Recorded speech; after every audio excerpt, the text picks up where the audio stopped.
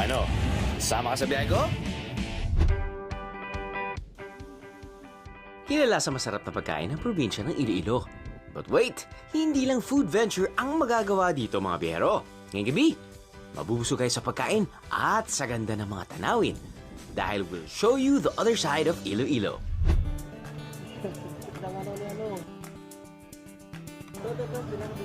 So finally, we landed here in the very beautiful airport ng Iloilo. At ang ating final destination ay 1.5 hours away from here, which is southern part of Iloilo. Pupuntahan natin ang Miag-ao pati San Joaquin. Isang bayan sa Iloilo ang unti-unting nakikilala dahil sa kanilang Instagram-worthy sceneries. We present to you their very own rice terraces. Yup, you heard it right mga biyahero. May hagdan-hagdang palayan din dito sa Iloilo. The struggle is real sa pag-akyat sa bundok, lalo na para sa beginners. But don't worry mga biyahero, the view will delight you as you trek up the mountain.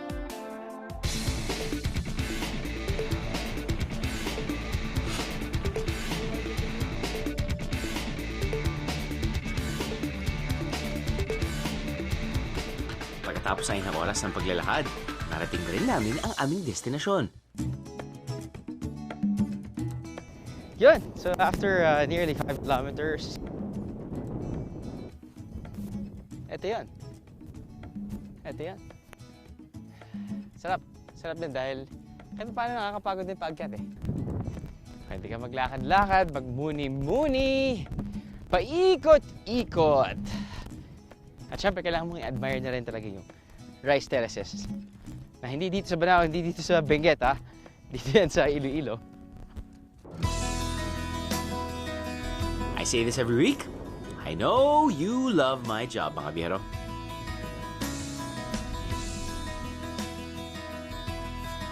Aim higher, mga biyahero. Kung may energy at extra time pa kayo, climb pa more. Puntahan ng misteryosong bato sa tuktok at gitna raw ng bundok. With an elevation gain of around 400 meters. Took us around 1.5 hours. Ito yung pinuntahan natin. Ito yung 400-meter long na bato on top of a mountain. Parang isang malaki ahas. Actually, para sa akin, mga bihero, yung magandang scenery talaga. Yung bago tayo nakarating dito. Yung pagtungtong natin sa medyo mataas na rin na lugar. Makikita natin kasi na maganda yung pagkakat ng grass. Kala mo talaga may lawnmower sila dito, pero meron silang mga baka na kumakain ng mga grass at Rice terraces in mysterious Rock and One Mountain? Wow, astig! Worth the climb, di ba? Para mas okay may experience to with the missus. Isipin mo, tinahak natin yun, no? Oh, ha? So, lesson learned. Kahit di mo alam kung saan ka pupunta, kahit di mo alam kung ano makikita mo, ang importante, nakapag-burn ka, nakapag-exercise ka, para pagbalik mo, kasi 1.5 hours ulit yan eh, pagbalik mo, masarap ang kain. See? Bawat biyahe talaga, kailangan meron kang nababahong aral.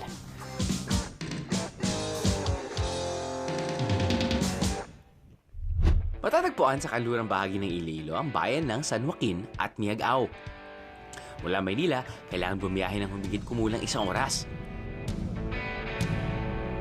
Paglapag sa Iloilo, mabiyahe pa ng humigit kumulang 1.5 oras para marating ang southern part ng Iloilo.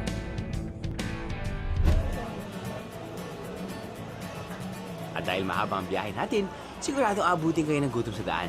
Buti nilang kilala ang Iloilo sa kanilang masarap na local delicacy na pwede niyong lantakan sa biyahe. Ito, 10. Sagana sa Mani ang bayan ng San Joaquin. Kaya kilala sa kanila ang bandi. Isang delicacy na gawa sa muscovado at syempre, mani.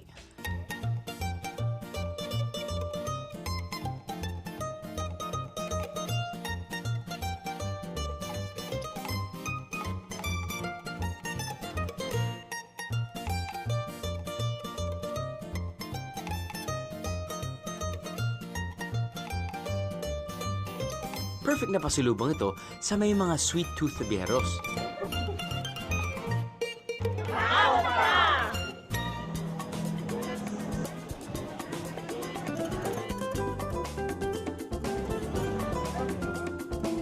Kung ayaw sa masyadong matamis, bakit hindi subukan ang pinagmamalaki ng bayan ng Miagao? Ang bayi-bayi. Gawa ito sa malagkit, parang espasol. Sa halagang 5 piso kada piraso, pwede mo nang maiuwi ang pinagmamalaki ng Miagao.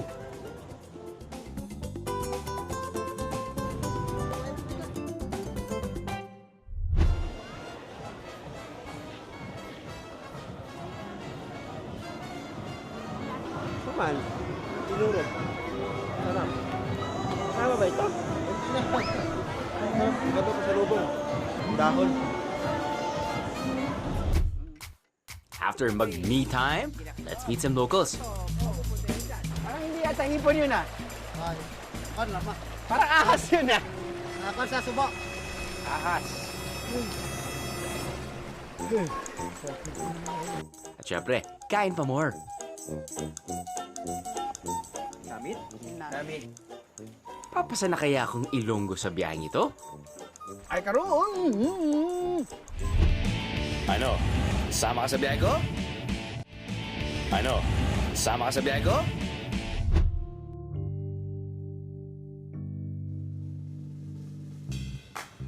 The City of Love.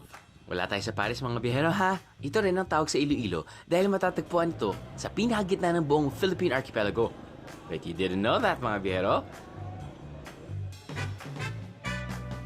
Likas na malalambing din ang mga Ilonggo kaya hindi raw sila mahirap mahalin. Hustugid ko. Kung nakapoy sa kagagala at kakakain, huwag mag-alala. Maraming lugar ang pwedeng matulugan. From budget-friendly to luxurious, meron dito. On a strict budget ka ba?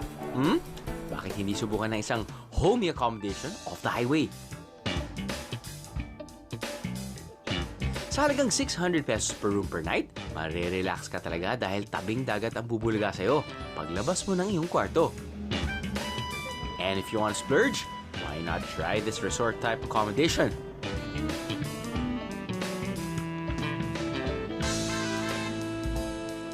Bukod sa free breakfast, pwede mo rin gamitin ang iba't ibang amenities nila.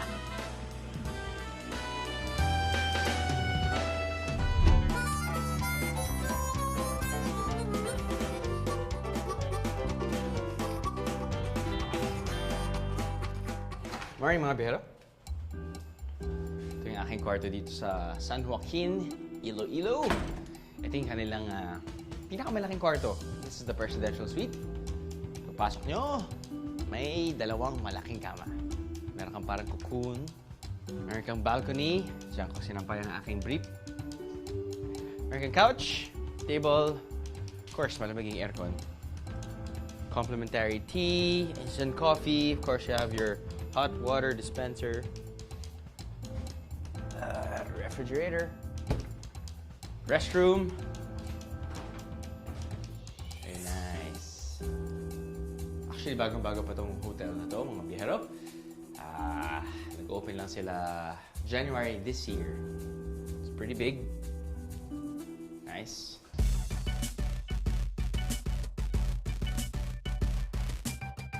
At syempre, ang sarap dito ay ang kanilang view. Kung saan, hindi ka na kailangan magbangka. Baba ka lang, dala-dala mo na yung snorkeling gear mo, and then you're good to go. Very nice. Now, ang okay rin sa resort na to dahil ang dami mong pwedeng magawa. And there you have it. Pagsasaka at pangingisda ay kinabubuhay ng mga tao sa Iloilo. Kaya sagana sila sa palay at isda.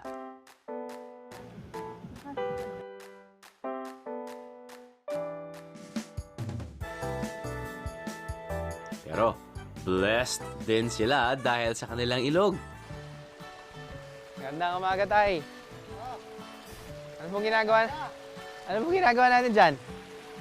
Dakok sang kon, dakok sang paikat uram. Ang hipon. Oh, ikon. Ito yung pang huli niyo ng hipon. Oh, Ano man tawag dito? sa tawag namin ito, patak. Pata. Oh, patak. As in parang pata. Oh, pata na. Ah, pata. Ah, okay.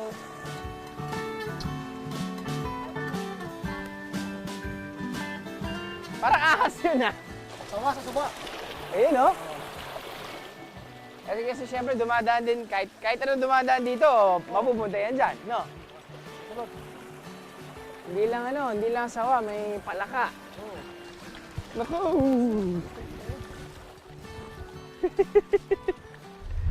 Shrimp lovers, magiging bet na bet nyo ang San Joaquin. Dahil sa halagang 150 pesos kada kilo, maaari nyo nang matikman ang fresh catch na to. Kailan niyo po nilalagay itong pata na to dyan? Umaga? Sapon. Ah, sa hapon. Pagdating sa hapon, kailan niyo tinatanggal naman? Lumaga. Sa umaga na. Mas marami kayo nahuhuling hipon kaysa sa ahas. Sa kon, di man pirmi. Oo. Bakit sa kung kuan kon sanag ang bulan. Oh, okay. Ah, okay. So, kapag gabi, maraming hipon. Ayun. Dahil nagtatago ba sila? Dahil Lumalabas. lumalabas? Magwara makain. Kumakain sila, naghanap sila ng pagkain. So, parang kuning mga nahuhuli mo dito at yung tinatanim, parang hindi na kayo kailangan pumunta sa palengke, no? Kumbaga, asin o yung mga ano na lang. Yun lang. Bitsin. Ayun na yun. Pero dito, may manok naman kayo dito. Ayun. Okay. Kumain ng manok, ulit na lang. Kahit Ayun. Saka huli tayo ng isang hipon. Pati, yun. ang tawag dyan, ubog. Ubog. Ubog. So ito mga freshwater seafood, no? Hmm. Ayun. Okay. Kurnake dyan. Mga lagay krake di. Mga kuan. Tangan mo bayabas. Lagyan ng bayabas. Istiwitis, langgaw. Okay na. Ayos na. Para may kulay at syete, no? Be a local mga biyero. Immerse pag may time. Kaya no, magpatuloy na lang sa mga lokal. Medyo mahirap din palang manghuli ng hipon dahil kailangan ng konting tiyaga at pasensya. Kaya masarap kung titikman na natin ang huli ni tatay. Pata, Sabi ko sana tapa. Pata. pata, taen, Taon. kaen, Kaon. kaen. Kaon tayo. Kaon. Kaon. Hindi naman ito yung ahas na tinapon mo tayo. Di. Kanen. Kanan. Kanen. Ha? Kanan. Iba ang kaen sa kanen. Okay. Kanen. Kanan. Kala ko hipon. Iba to, hindi to hipon na. Ayun, si hipon. Ayan.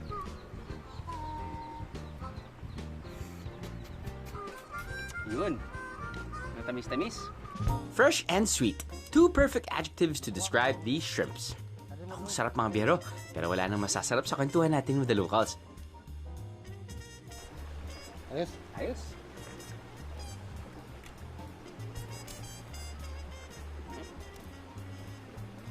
Niwang doon, niwang. Pilihan mo niwang. Iwang? Niwang. Iwang. Niwang. Ano niwang? Payat. Payat. Sexy. Alam nyo ba hindi raw marunong magalit ang mga Ilonggo? Aba, subukan nga natin. Pero ano na lang, ganito na lang tay. Kapag Ilonggo. Kasi iba-iba naman yan. Ilonggo, may Bisaya, may Ilocano, kahit iba-ibang dialect. Kapag nagagalit ang isang Tagalog, alam mo talagang galit. Di ba? Parang mga Waray naman, galit sila pero hindi sila galit. Mga Ilonggo daw, kahit galit, hindi galit. Hindi, well, Ang tono. ang tono. Oh, sa Ligayanan, Mhm. Ligayanan, ay karon. Hoy, ano yun? Balon Parang taka. kumakanta ka. Oh, Ano yun? Ay, karoon. Paano yun? balbalunta ka. Balbalunta ka. Yan ang tono. Ano yung, so, sabihin na natin, galit ka sa isang bagay, ano po yung, paano nyo po sinasabi? Na bagay nga kan ato. Ay. Yan siguro gaya panunay. Yun na yun? Ano yung sabihin nun? Bawa ito. Mabuti kang ganunin mo. Ganyanin. Paano yun? Mabuting ganyanin. Parang mas, dahil galit ka dun sa tao na yun, masarap kang ganyan. Parang ganyan. Pero yung pagkasabi mo ay, Lima kan. paano? Paulit tayo. Karon kanon ta dyan. Parang ganun lang. Sarap tumira dito. Walang taong galit, no? Ayos. Thanks, Tay. Okay. Fresh shrimps and quality local delicacy. Ano pa nga ba ang tuloy laway dishes ng mga Ilonggo? Nay, magandang gabi po. Magandang gabi. Ayan. Balita ko ikaw daw yung isa sa mga pinakamagaling magluto ng KBL. Oo. Diba? Ano po ba yung KBL? Ang kadyos. Kadyos? Oo. Ano po ba yung kadyos? Ang beans. Beans. Ano yung letter B? Biik? Ah, Or baboy? Oo. Baboy. Tapos, langka. Langka? Oo. Okay. Tapos, ang paaslom, batuan, Okay. pork cubes. Asin, bitchin, lang.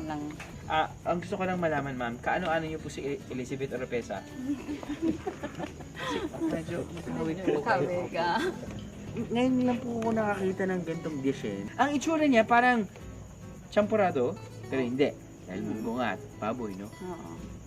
Pwede siya maging, yung kulay niya parang dinuguan. Oo. Paano po nagiging dark yung sauce niya? Sa kadyos. Dahil bean. sa kadyos, Oo, dun sa Sa beans. beans. Isa sa tradisyonal na putahe ng mga Ilonggo, ang kadyos. Paborito itong kainin ng mga Ilonggo, lalo na tuwing tagulan. Sigurado matitikman nyo ito kapag nasa Miagao kayo dahil halos lahat ng taga rito ay marunong magluto nito. Bakit po ba sumikat ang KBL dito sa Iloilo? Bali, ang KBL, pinakapaborito kang taga Miagao. Nabalitaan ko nga na ang KBL daw ay pinapass on from one generation to another, parang ganyan. Mm-mm. So ikayo po, pang anong generation nyo na? Pang... Ay. Basta mahaba-haba na. Oo.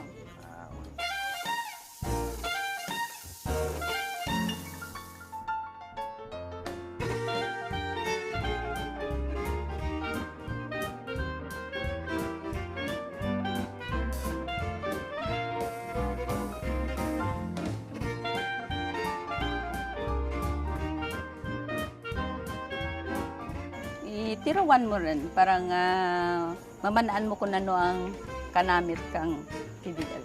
Parang, teka, kahit Ano? hindi ako marunong mag-Ilonggo, yung sinabi mo kasing namit, parang Oo. tikman ba yung Oo. namit? Parang, Oo. tama ba? Tama. Tama? Tama. Ayun! So pwede ko nang tikman, ma'am? Oo. Sige, sige. Baboy. Okay. Langka. May lang ka. Mm-mm. Ito po ba'y Ano? kinakain kasamang kanin? Oo. O, ulam, Oo. kasi ulam siya, Ulam, no? oo. Oo, okay. Subukan ko muna yung Yung kadyos. kadyos. Kadyos. Oo. Malumok, sir? Sarap! Paborito ko Oo. pa naman yung beans. Oo. Pati yung Eh. sauce niya. Parang ano lalo na kapag umulan, Mm. malamig yung klima, Oo. parang ito yung, Gusto-gusto mo. oo, masarap. Masarap. Tikman ko naman. Ito, langka o? Langka. Langka. Langka. Mm. Hindi gusto ko yung baboy.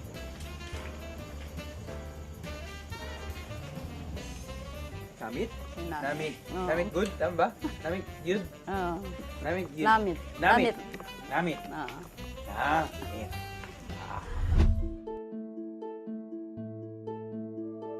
Bukod sa like a local experience sa mga Ilonggo, huwag palagpasin ang pagbisit sa World Heritage Sites ng Iloilo. Maraming lugar dito na hindi lang kilala sa bansa, kundi pati sa buong mundo. Tulad na lang ng mga simbahang ito.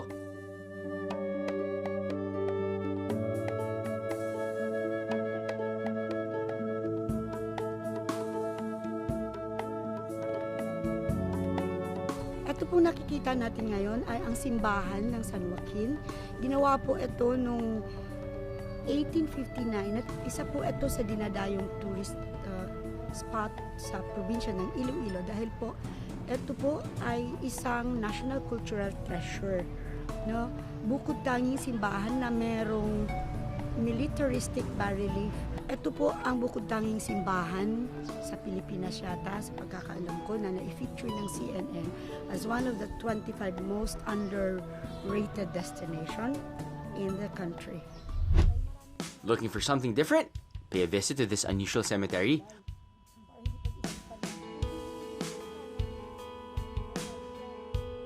Mamamangha ka sa ganda.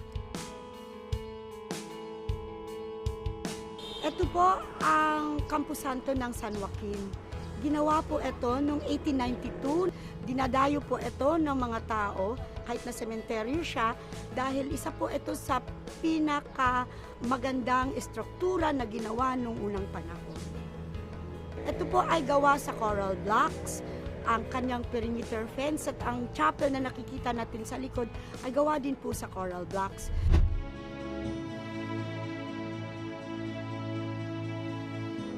Ito po ang aming simbahan at ang Camposanto na tinuturing na the most photographed structure in the region.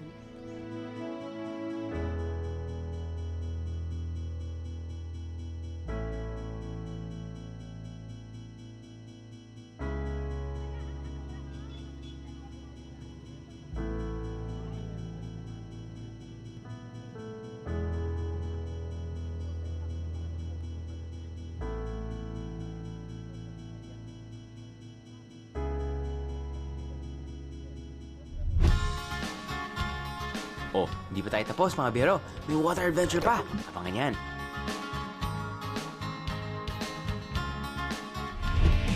Ano?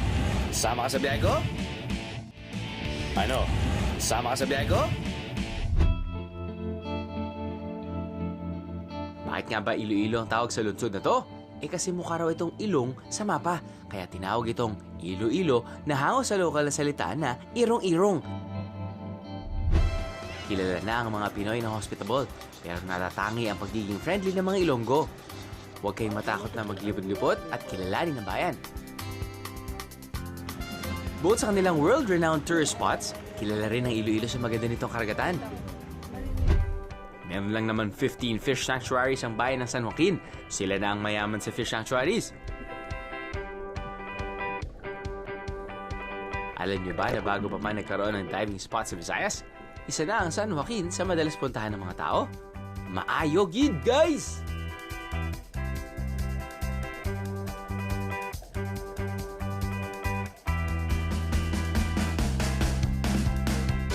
So mga biyero, nandito tayo ngayon sa very famous diving site. One of the diving sites here in San Joaquin, Iloilo. And apparently, back in the day, ito sabi ng mga locals na bago pa nagkaroon ng Anilaw sa Batangas, or bago pa nagkaroon ng mga ibang diving sites sa Pilipinas, ito na yung pinupuntahan ng mga iba't ibang divers, not just locally, also internationally. They have like around 15 protected marine areas, and it's just so unfortunate for us. Medyo past couple of days, medyo malakas daw ang ulan, which means hindi ganun kaklara yung tubig. Pero if ever hindi ganun yung situation natin, man, I was free diving around that area. Si cameraman ko, si Ray, naka-scuba diving gear, and then marami ng corals dyan eh, kita mo naman eh. It's just that the water's kind of murky, so when I free dive, mga 10 meters below, pagdating mo sa 9th meter, doon pala makikita. So, you know, but if ever it didn't rain a couple of days ago, buhay na buhay yung mga corals, which is, you know, very, very good for divers. And yeah, it's just really nice to know that it's protected. So, and you got like vast amount of protected marine areas that you can dive in. So, yeah. Hopefully next time, pag pumunta kayo dito mga biyero, check nyo muna yung weather. Yun! Hindi umulan! Summer. Sa dami ng ginawa natin, may oras pa ba? Aba, hindi mauubusan ang gagawin dito.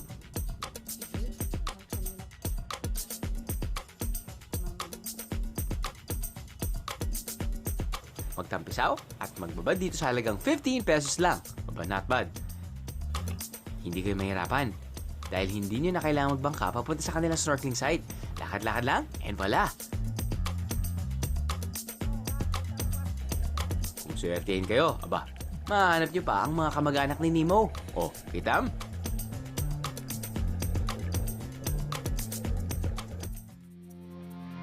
Kung ayaw namang isorbe ng mga isda, marami rin options mga biyero. Dahil sa budget na nagsisimula sa 100 pesos per biyero, pwede na subukan ng slow and laid-back activities tulad dito. Teka, nagugutom na ako sa dami ng water activities ha. Break muna kaya tayo. May kainan din dito na swak sa mga kakatapos ng mag-diving. Yeah, boy!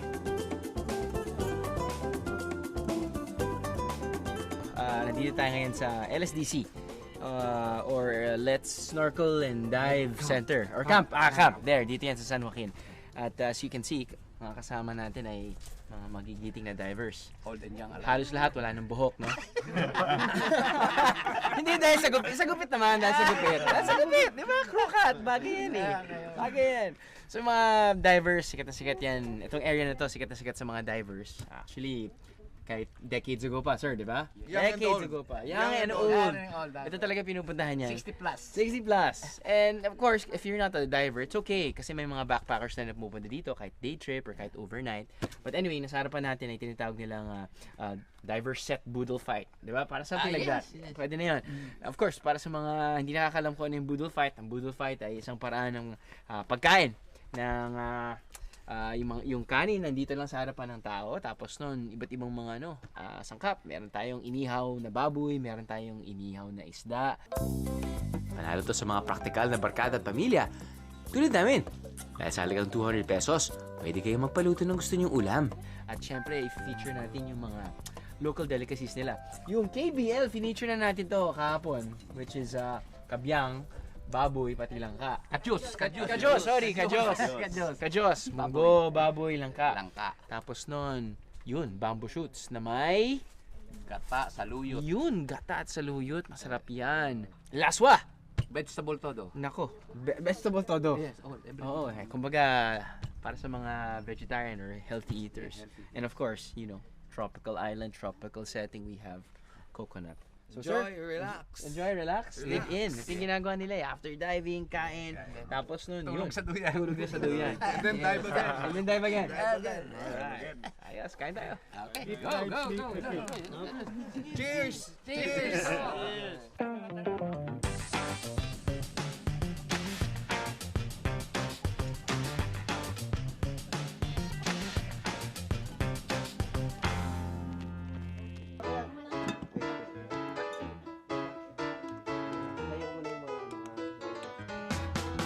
Dahil andito na rin lang kayo, tikman na ang kanilang kilawin.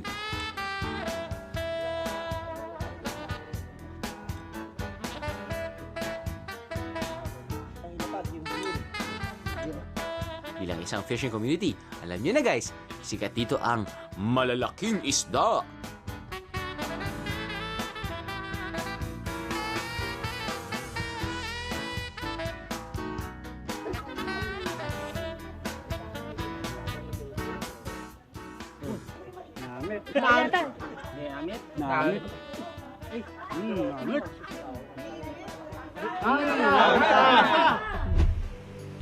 Oh, kilala nyo na ako guys. Matapos kumain, tuloy pa rin ang biyahe. Isa pang water adventure na naghihintay sa atin. Sa isang virgin waterfall ng Miagao. Siyempre, kapag may tubig, masarap magtampisaw.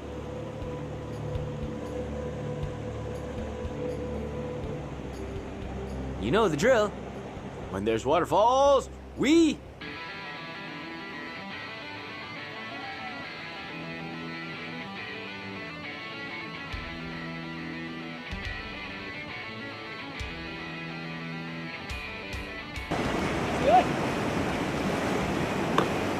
I was gonna make it 1 hour and a half. Pero mga 3 hours na total. Konting detour ka, ang dami sa falls ito. Sasabi ko sa'yo. Salon, ayos na. 4 hours of excitement. Nice.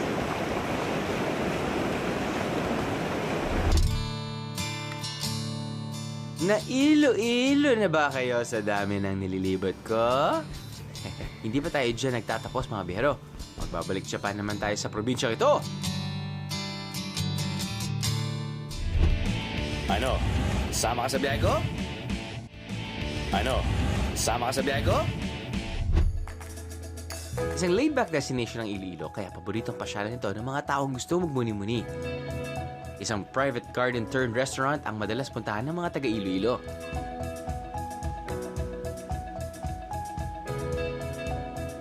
Let's take you to Japan.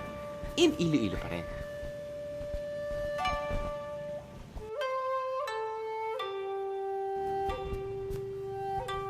Wow, mga bihero nandito tayo ngayon sa Sulu Garden. It's just right off the highway, and from what we've read, from what we've heard about, yung owner daw nito ay born in Cavite, pero grew up in New York. Pero dahil mahilig siya sa Japanese, I guess Japanese culture and Japanese way of living, gumawa siya ng garden. But before gumawa siya ng garden, isa kasi siyang marine biologist, no? And parang, I guess, transform niya to. It's so funny dahil, ba't tinatawag na Sulu Garden? Well, apparently, we are facing Sulu, but yung owner kasi, yung paborito niya, si Lieutenant Sulu ng Star Trek. Na hapon. Tara, libot tayo. Bukod sa pagiging biologist, isang artist ang may-ari, kaya kitang-kita ang magandang landscape ng lugar. One interesting fact is that this used to be a bread bakery. Correct. Tapos transform na lang niya into an indoor dining area na may Chinese checkers, may oversized chessboard, and they have lunch and dinner available every single day. Nagsimula bilang isang pribadong garden ng lugar na to, ngunit kada may dadaan na tao ay kinakatok nila ang bahay para pakiusapan ang may-ari kung pwedeng magpa-picture sa loob. Kaya noong 2012, tuluyan na nila itong binuksan sa publiko.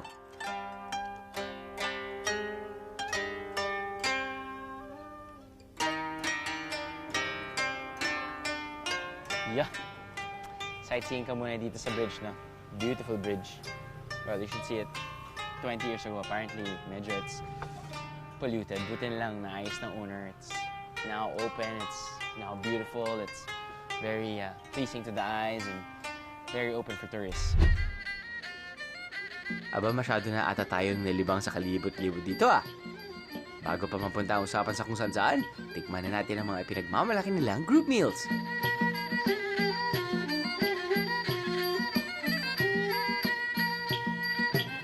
Now, isa sa kanilang items sa kanilang menu ay ang Shogun meal. See? Owner is such a Japanese fanatic, you know. I guess not just the culture and, you know, kasama na dyan yung pagkain. So, Shogun meal, which is good for 5. You have your California maki, and you have your special makis. These are like deep fried. You've got like your cheesy prawn maki and crab maki. Basta, cut the long story short, malaki yung kanilang maki. Okay? Okay. Kinain naman natin ito. And there's a presentation, diba? Stig, come on. Got your boats here. Uh-huh. Well, familiar naman talaga yung lasa natin sa California maki, di ba? California maki, you've got your Japanese rice, mango, kani, which is your imitation crab. Tapos, usually, naglalagay sila ng konting pipino para may konting crunch. Pero ito, ano lang, mango, imitation crab, and then, of course, you've got your fish eggs. Para may konting burst. Okay, ito naman. Tikman na natin to. Ito na ng cheesy prawn. Cheesy prawn chuchu.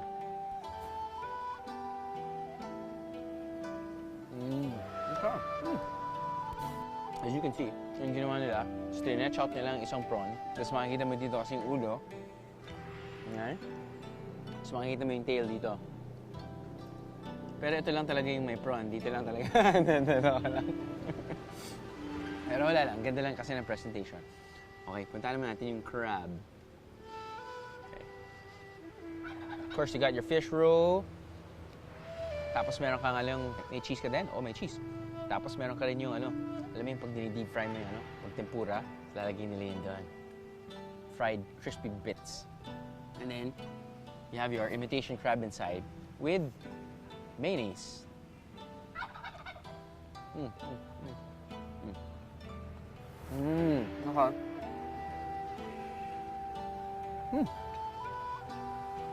Not bad at all. Sumasarap talaga lahat kapag kaharap mo ang isang magandang tanawin. Kaya nga great view plus good food equals one happy biyahero.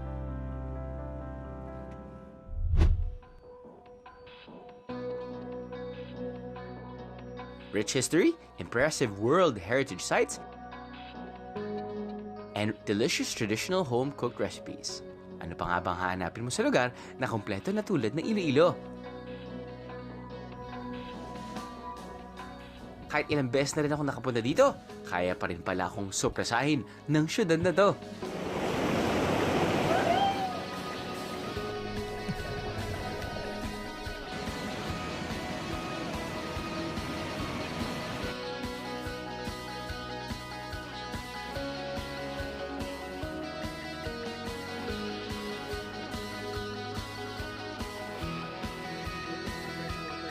Sige na.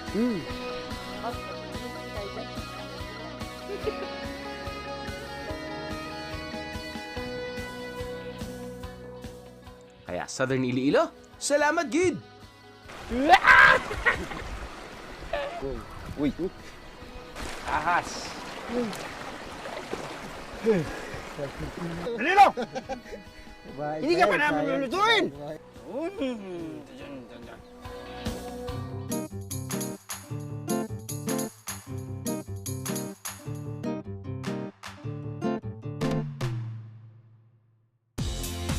Mga biyara, nandito tayo ngayon sa General Santos City, specifically dito sa kanilang main fish port. No? Pag sinabi natin General Santos City, ang unang isda na pumapasok sa isipan natin ay not one na, not three na, but two na. First week of September dahil they're celebrating their annual festival.